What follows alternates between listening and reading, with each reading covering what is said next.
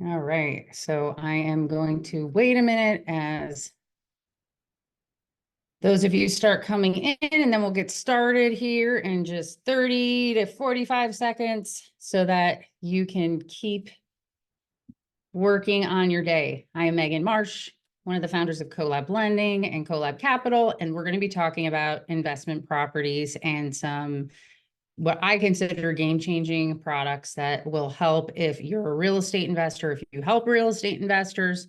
We're going to dig into some of these things that can help you invest more, help the people you serve who are investors that I didn't know about when I got into helping people buy real estate 20 years ago that I wish I had known about.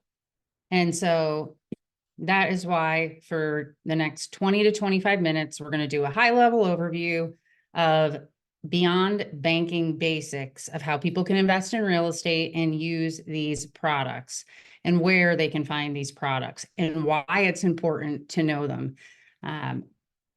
So we are going to get started here and start running through the different pieces. Okay.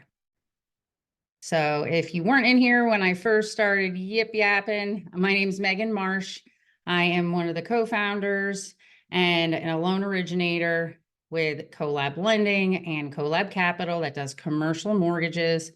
I am a 20-year real estate investing veteran with, I think, around 35 buildings, maybe a few more. That was the first business that I dipped my toe in when I became an adult and left college. And our brokerage was 2023's Regional Brokerage of the Year. I was in Success Magazine, Top 100 Leaders, and 2022 Women with Vision. So I do know what I am talking about with this topic. And that's why I want to teach as many of you as possible how to use these strategies, because if it can help you grow your portfolio, build wealth, I think that these things are the key. And I think you'll see how much the market is growing in this space. And it's a space that everyone needs to have some knowledge on, but the more knowledge you can gain, the better it's going to be for you and for the people that you serve. So why are we talking about real estate investors and their financing options? So you're going to see in the next slides, this was a little map that I pulled up. And it showed some of the best areas in the country for real estate investors, for cash flow reasons, for the price point, because the biggest thing with investing in real estate, there's two pieces to it. It's how much money can I make immediately over the rent and my current expenses, and how much wealth can I build over a long period of time. Or we're going to touch also on if you have some people who flip properties. How much can you make when you're flipping properties, and how do I even go about doing that and getting the money to invest in them?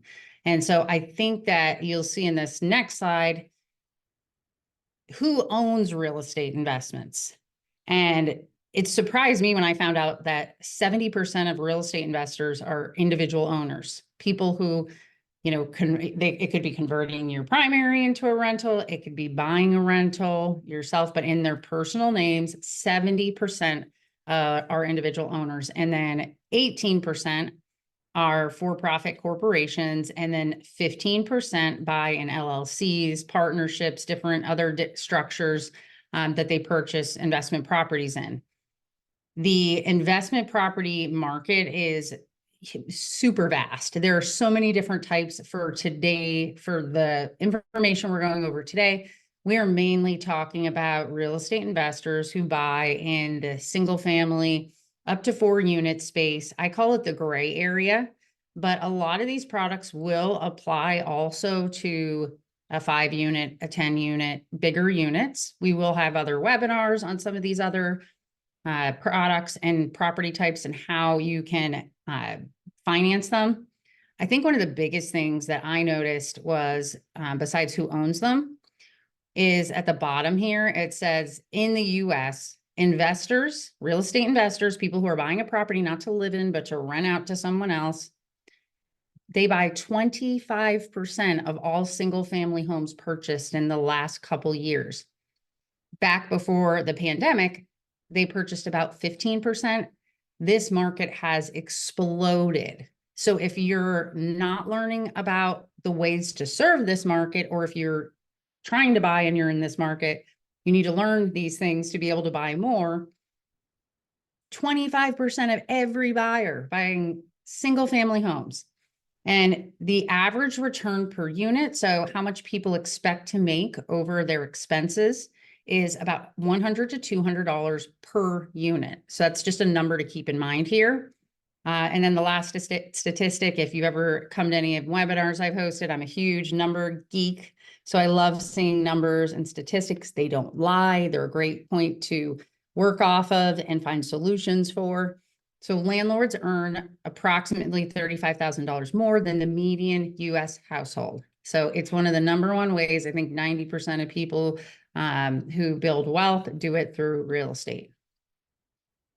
So what are the biggest problems for all investors in the current market and the conditions that all of us are in right now in this market? So there's a lack of inventory, not as many houses, property prices. They're afraid of these higher priced homes affecting the monthly cash flow. A lot of investors, I think this was one of the ones that was highest on the list when they surveyed real estate investors, was they were nervous about inflation, that because of higher, material and labor costs when they purchase a building and have to fix it up, rent it, maybe the monthly maintenance, they were nervous about the interest rates being higher and affecting their monthly cash flow, that $100 to $200 a unit number. And then the fourth one, and it's always been on the list, is difficulty in obtaining financing. It is seen as a significant challenge for investors. And I can attest to that, because something that we see a lot at CoLab is we see investors after they've been turned down at one place, sometimes two places, and then they get approved at our brokerage because we have a specialty in this. And the point of why I wanted to get this information out is I don't want real estate investors to feel like they're going to have difficulty in obtaining financing, because there are solutions if we all learn about them and know where to send people right from the start. So I think it's our job, if those of you on here, if you're in our industry, if you're in real estate, mortgage, anything that touches real estate, we need to educate people who want to be investors, who are investors. We need to educate them on how to do things the right way, the strategic way, to get funding efficiently, to go find the right people to talk to, because that's the key to them trusting you and using you as a professional over and over and over again.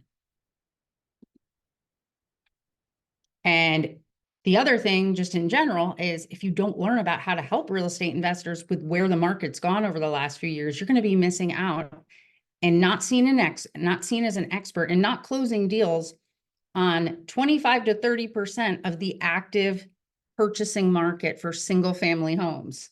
So that's a pretty darn big number to not want to learn and get better at these real estate investor loans. So let's look at some of the solutions, and we'll be digging into these products here. So, the key to investors starting to work through those problems that I highlighted a couple slides ago is we need to educate them. We need to give them some of these statistics, these averages, what the returns are, what markets are strong to look at, what products they should be using to get this thing.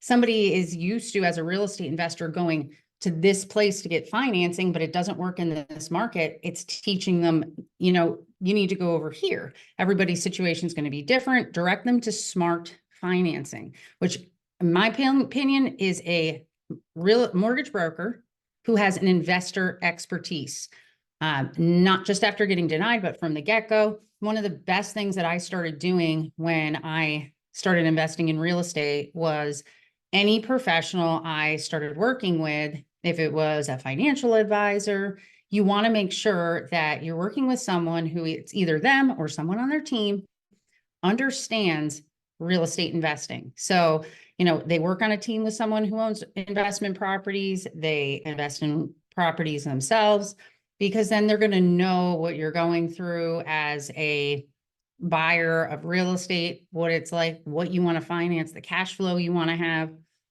And the third thing is we need to provide them resources because they need the resources to be able to start having information, finding the right things.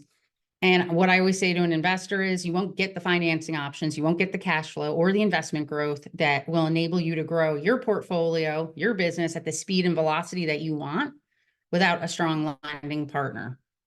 So let's then run through what are the four types of residential real estate investors. People who buy typically that single family home to up to that 4-unit space, even some of the bigger ones like we talked about. That's why I call this the gray area. So you've got your first time real estate investors. So somebody who doesn't own any real estate investments. And I could probably tree these out even a little more. You could have someone who doesn't even own a home yet. So the strategy that you would talk to about someone who owns no home, wants to be a real estate investor, they know that already.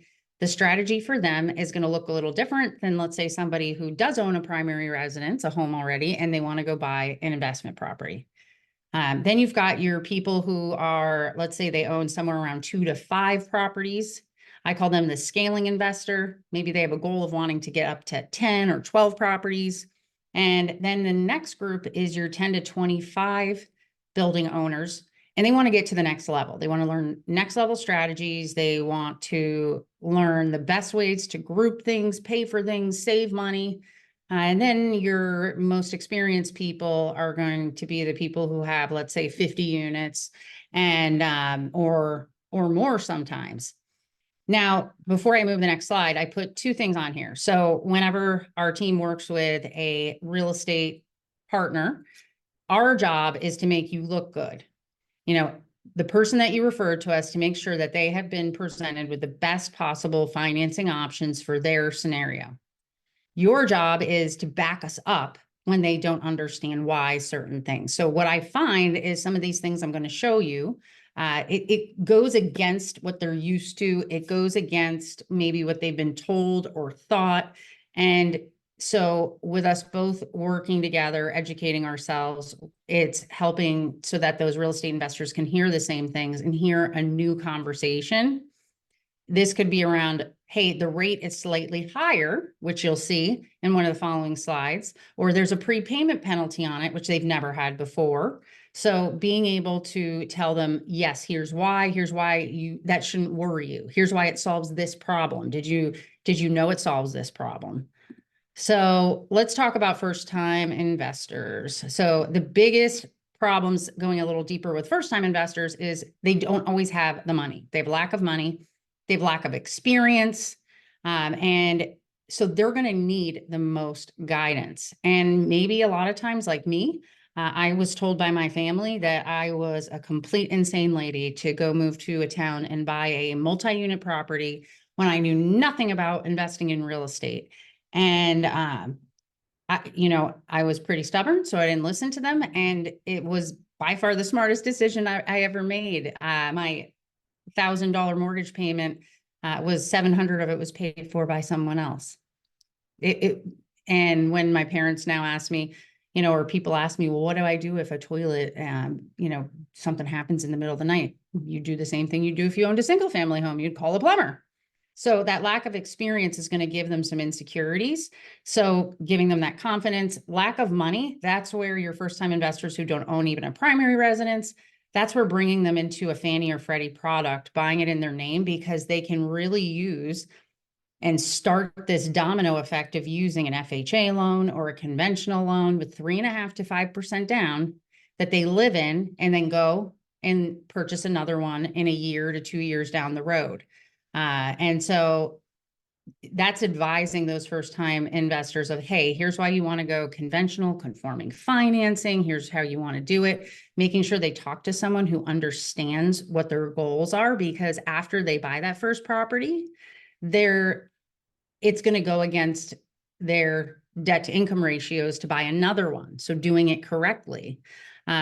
Here's an example how someone, if they're buying in Fannie or Freddie through your conforming type of loans, what happens is if they have $5,000 of income And let's just use that the banks want them to have a debt ratio of what's 43%. That means that they can have total payments, car payments, they can have student loan payments, and the new house they're going to buy of $2,150. So anything that they already have on their credit report, like a car loan, student loan, credit cards, gets deducted from that $2,150, and $1,350 would be their qualifying payment, just as an example so that you can understand how they get qualified.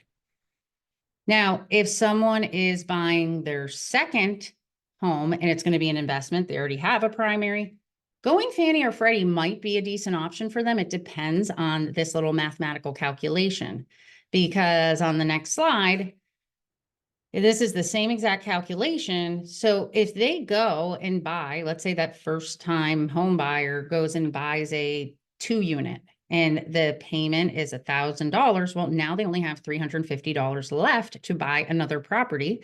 And so learning how to use rents the right way, that's the conundrum in conforming loans, is that you have to do things in the right order, in the right way. You have to plan it correctly to have enough wiggle room to go buy again if you want to do it in less than a few years and have a less than a few tax returns. And but let's say the person that already owns a home and we have to subtract another $1,000, they have a mortgage payment, they have all these things. Now they only have $350 to buy an investment property. They're stuck.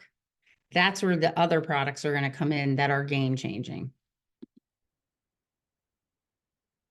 All right, so these, you've got your first time buyers and your investors who own 3 to 5, they may be conforming. So they should be shown the conforming options, but they also should be shown some of these other products we're about to see some on some of the slides.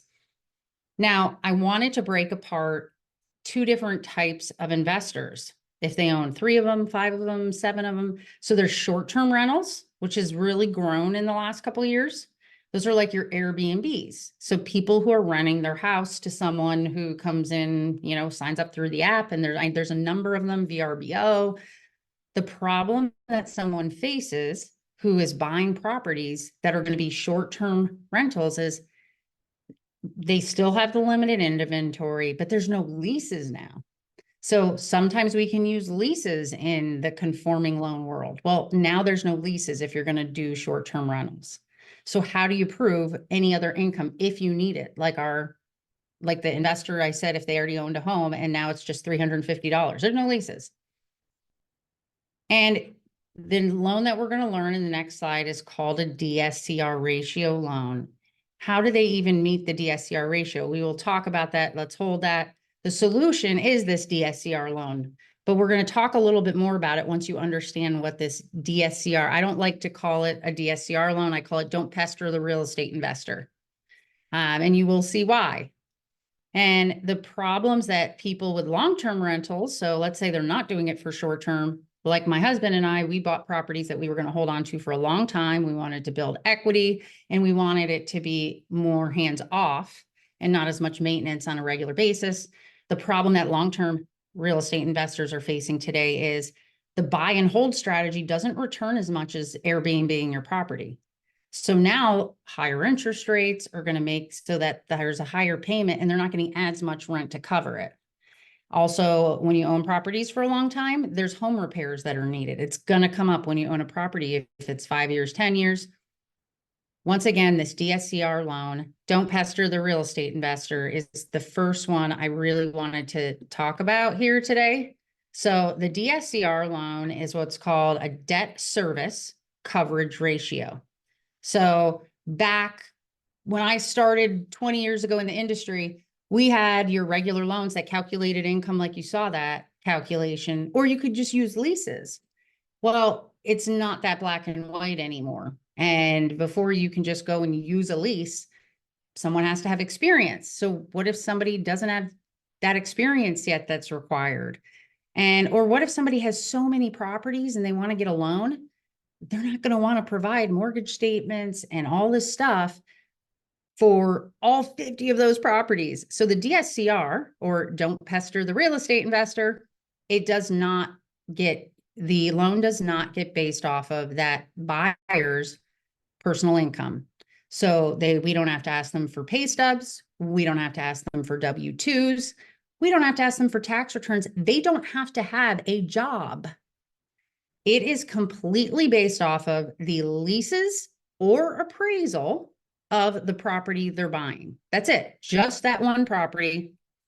And sometimes they could use a blended calculation.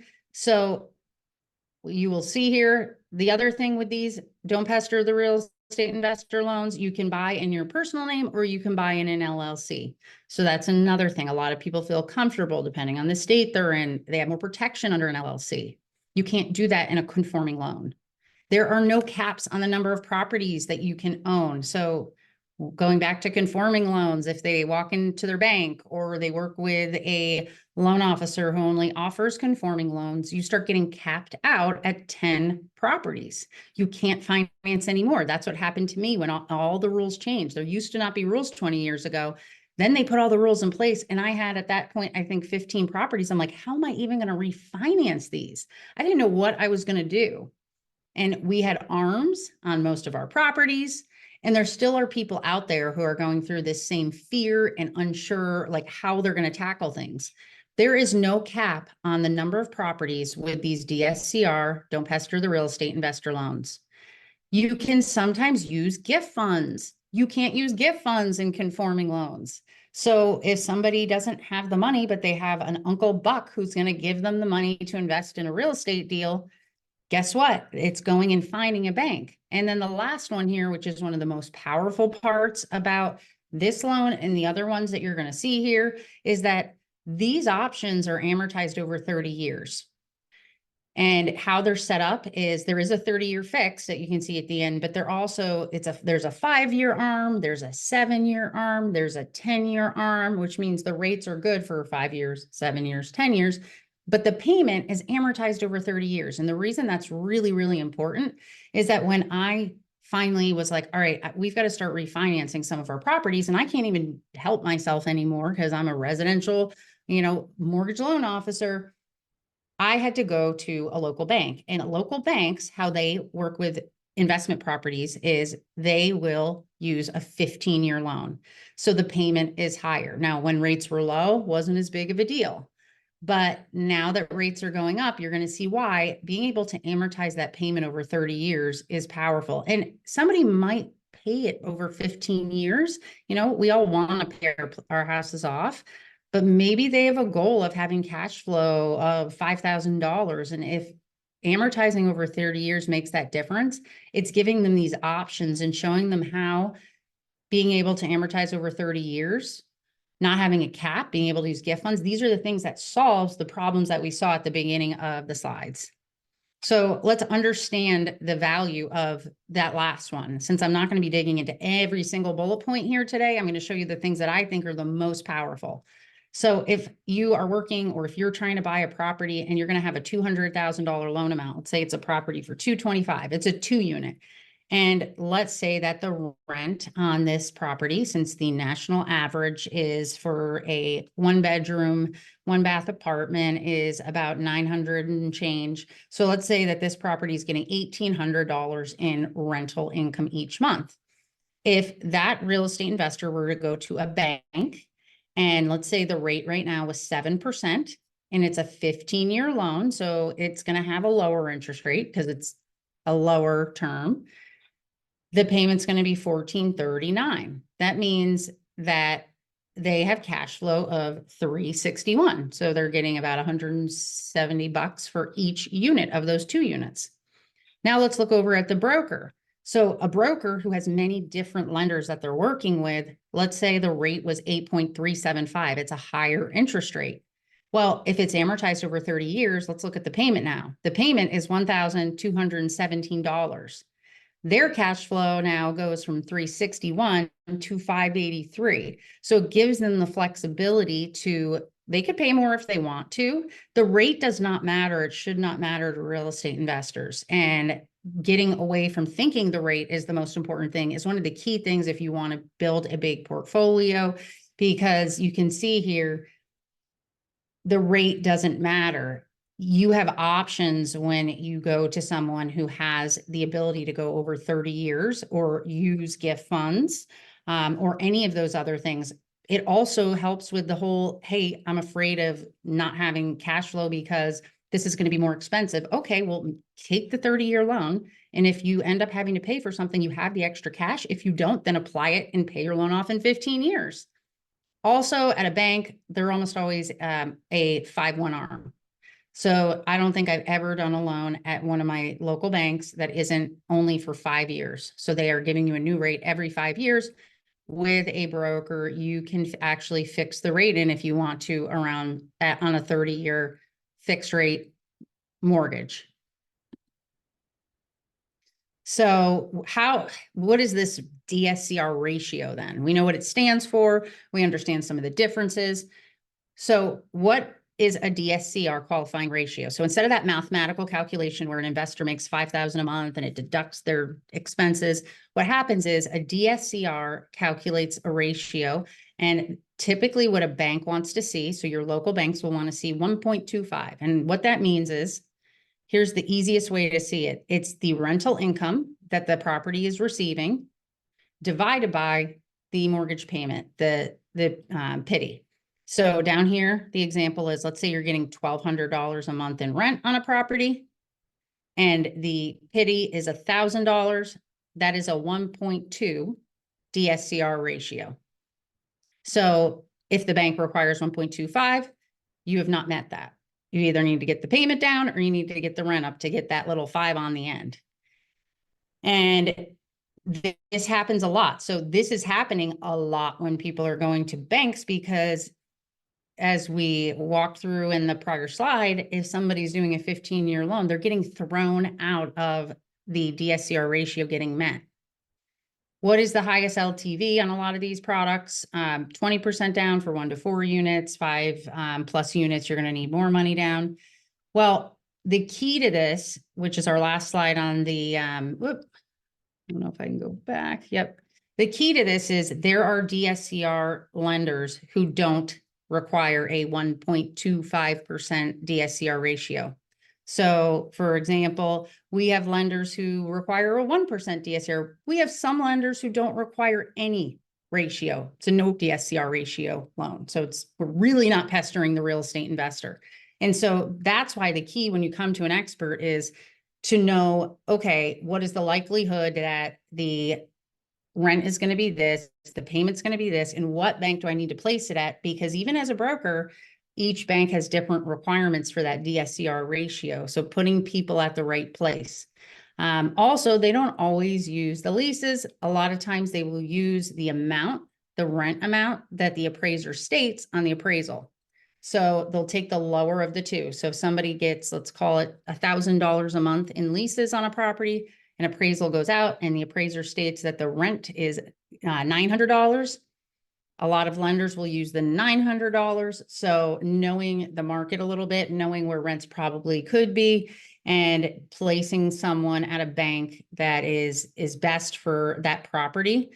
We just had a guy who this happened with him, and we closed on his loan last month after he couldn't get it through at, I think it was 3 places. Now let's talk about renovations and flipping when it comes to these single family to 4 units. So if you have to do renovations, if you hold properties, or if you flip, the problems that a lot of people face is it uses up a lot of capital. So if you're buying a property that is 100,000 for easy numbers, and you have to put 20% down, that's $20,000. And then you have to do this other work. You have to come up with money. Where's it going to come from? Being able to pull cash back out. A lot of people will put money on their credit cards and then they're like, okay, and then I'll just pull it out after. Well, a lot of conforming loan options, they don't let you just pull cash out that quickly. There's periods of time you have to wait. There's only one conforming loan option that lets you put renovations, and it's only into a single family home. Your 2 units, your 3 units, your 4 units. There is no option for real estate investors. Luckily, in the broker world, there are options for down below here, the solutions. There are rehab and construction investment loans. And there are what's called bridge loans. There are interest only options to keep the payments down while you're renovating. There are these are the ones you're going to see in the following slides. So fix and flip options makes it so you can actually run a business. And let's say you are buying a property and you are planning on selling it. They give you a line. So as an example, and this is not a line like your traditional home equity line, because you can do these. And let's say you have no equity and you only own your home that you've owned for a year. There really isn't a lot of built up equity. What happens is a lender will approve you for up to a set amount. Let's use $1 million. And that investor, you as an investor, or if it's your investor, they can use that line up to $1 million for multiple properties. So you could be flipping 2 properties at the same time. Let's say you buy one for 200 and it needs 100,000 in renovations for 300. Well, you still have another 700 on that line. Now there are restrictions to them. And this is where you have to be really strategic because every lender requires different things. But most of the lenders that have these lines where you can use them, they will let you pull from that line 70 to 90% of the purchase price. So if you're buying a house for 100,000 for easy numbers, one lender would let you pull 70,000 from the line. One lender would let you pull 90,000 from the line. And then let's say on that $100,000 house, you're going to borrow another 50,000. Those same lenders will allow you to get up to 90 to 100% of those renovations. So these are a fantastic product. There's no prepayments on them because then you use that line to fix up the property and go sell it, or then refinance it into a DSCR loan. If you don't want to go through conforming or you don't qualify for conforming, combining these products are going to help your long-term hold real estate investors, your short-term hold real estate investors, or your short-term, they rent to that Airbnb. Some of these things don't require appraisals. They're going off of valuations. Some will help new flippers. Some want to see that you've at least owned 1 or 2 investment properties in the last 2 years. So they're all different. I can't show you one product. It's that there are solutions if you need to fix up a property. There's also, in this space, you can do ground up construction. There is investors who will allow you as the buyer to manage and perform and do updates yourself, or hire a GC, meaning I want to buy this property. I'm very handy. I've already owned an investment property. They will lend to you up to a certain percentage, and they will let you do your own work if you can prove that you've owned at least 1 or 2 investment properties. You can actually even do a first-time construction project as long as the contractor or the builder that you're working with has experience. Meaning, I have a business partner of mine, and she buys land down in one of the southern states. She's never done it before, but she's owned other properties. And so she buys land. She has a builder build a home, and then she sells the home and turns a profit for $40,000, $50,000. So we have a lender that will allow her to do that as a first-time ground up construction investor. Renovations can exceed the purchase price in our heavy rehab program. So each person's going to be different. The point of what I wanted to make sure everyone saw in this is there are options for a lot of different situations. You may have to give up some things, but you'll get other things. You will be able to find a solution if you have decent, okay credit and you've owned investment property. If you haven't, you may have to work with one of the products that helps new real estate investors. And the last one that I told you about that I wanted to go over today was hard and private money. So let's say the property doesn't fit into a DSCR. Let's say you find a property and it's a screaming deal. Let's say you find a property for 200,000 and in its condition, it would sell for, 260, 270. And the seller agrees, they'll give it to you if you can close in 10 days or less. Well, that's when you want to look at hard money or private money. And it's for when you have that killer deal with built-in equity where you need to close quickly, or you need to get something outside of even those other different investment property products we talked about. The rates will be higher. You will pay. So no, there aren't prepayment penalties on these, but there are going to be more. That's why on hard money and on private money, you pay upfront. So you may pay 4 or 5 points on one of these loans, which you're getting right off the bat $70,000. So you might have to give up $10,000 of it in points. You're still going to have 50 to 60,000 with this property after you pay points up front, because someone's willing to give you the money right away. And a lot of times without an appraisal or without even caring to look at your personal information outside of a few things. And so it's a temporary situation. It's a temporary fix to get a property in your hands that gives you an opportunity. So you're sharing in some of the equity with that hard money or private money lender. And we're almost done here. So I just wanted to end with, so these loans that we just talked about today, they're non-bank mortgage lending. So the last statistic that they're estimating that the non-bank mortgage lending options like this are going to be growing by 33% by the year 2030, over the next 5-6 years. And that is the hard money lenders, the private lenders. Some of it's institutional lenders and investors. There's people that have money on Wall Street. And if they're not making money in other areas of the market, or buying conventional loans, they're starting to say, hey, I like these products. They're not like the old ones that were subprime. We're still making sure the payment can be made. We're still making sure the place can be rented out. We're still looking at an investor's credit, but we're going to make it more lenient because this person has experience or the property does have value. So this is such a great market to help people with.